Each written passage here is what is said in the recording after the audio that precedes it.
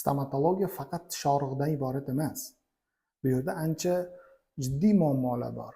Ko'pchiligimiz o'ylaymiz, tishimiz og'rib qolsa, stomatologga borishimiz kerak. Og'riqsiz davolaydigan stomatologiya yoki stomatolog kerak degan xavotir bilan yoki degan o'y bilan yuramiz. Aslida og'riqsiz davolanish stomatologiyani allaqachon hal qilingan muammosi. Hech qanaqa og'riq sezilmaydi. Bu yerda boshqa muammo bor. Asosiy muammo nimada? Menga ko'p holatlarda konsultatsiya qilganimizda ayni o'smir yoshidagi bolalar, yigit-qizlarda ko'p mana shunaqangi xavotir bilan aytadigan shikoyatlari bor. Bu yuzini qiyshayotgani, bemalol rasmga tusha olmayotgani, bemalol kula olmayotgani. Bu nima deganimiz? Bu bolalar aytishadi, o'sha o'smirlar asosan oxirgi 2 yil, 3 yilda yoki oxirgi 1,5 yilda sezyapman, jag'im qiyshayapti, yuzim qiyshayapti deydi. O'shani hisobiga mana shundan xavotir olib, ortodont konsultatsiyasiga keladi. Uni eshitib turib, tishlarini ko'radigan bo'lsak, asosiy yuzni qiyshaytiradigan sabablardan eng xavflisi bu bir tomonlama ovqat chaynash. Biz bu haqida doim gapiramiz. Balki yetarlicha gapirmayotgandirmiz. O'shaning uchun hammaga yetib bormayotgandir. Demak, asosiy muammolardan biri bu bir tomonlama ovqat chaynash. Agar faqat bir tomonlama ovqat chaynaladigan bo'lsa, o'sha tomondagi mushaklar ko'proq ishlaydi, qarama-qarshi tomonga nisbatan. Natijada sekin-sekin bu yillar davomida bo'ladi. Bir kun, bir oyda bo'lmaydi. 1 yil, 2 yil, 3 yil, balkim 5 yil, 10 yillab davom etadigan jarayon bu. Sekinlik bilan yuz qiyshayadi.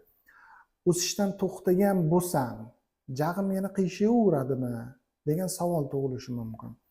Agar bir tomonlama chaynash bo'ladigan bo'lsa, yoshdan qat'iy nazar albatta jag' qiyshayadi. Nafaqat jag', butun yuz qiyshayadi.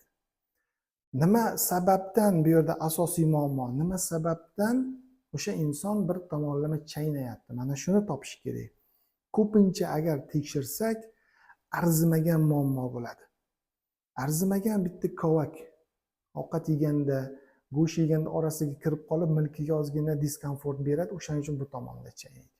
Kichkinagina kovak ovqat orasiga kirib og'rib qoladi. Yoki tishi ozginagina qiyshiq o'sha tomonda. Sog'lom, lekin ozgina qiyshiq. Mana bunday tashqaridan qarasangiz, xuddi bunga braket yo liner taqish kerak emas, ne stoyt degandaqa tasavvur paydo bo'ladi. Lekin ana o'sha kichkinagina bitta muammo insonni bir tomonlama chaynashga majbur qilib qo'yadi.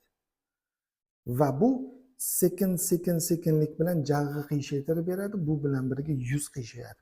U qiyshayib bo'lgandan keyin uni to'g'rilab bo'lmaydi. Bu yerda faqat xirurgik aralashuv bilan to'g'rilash mumkin.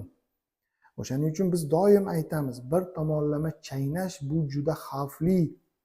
Ayniqsa bizni ortodontlar ichimizda 6 yosh bilan 12-14 yosh oralig'ida jag'lar eng aktiv o'sadigan fazasi. Mana shu davrda agar bolada bir tomonlama chaynash bo'lsa, bu yerda yuzni qiyshaysh yana ham tezroq bo'lib ketib qoladi. O'shaning uchun doim aytamiz, kovakmi? Og'riq uchun borish kerak emas. Og'riq uchun emas. Bu yerda kelajakdagi muammolar, yuz qiyshayib ketishi, jag'i qiyshayib ketishi, bo'g'imdagi og'riqlar, butun estetik muammolar, hazm tizimidagi muammolarga olib kelib qoladi. O'shaning uchun kichkinagina kovak yoki ozgina tishi qiyshiqligi ham bu juda katta xavf. Tashqaridan biz bilmasligimiz mumkin, bizga ko'rinmasligi mumkin, lekin bu juda katta xavf.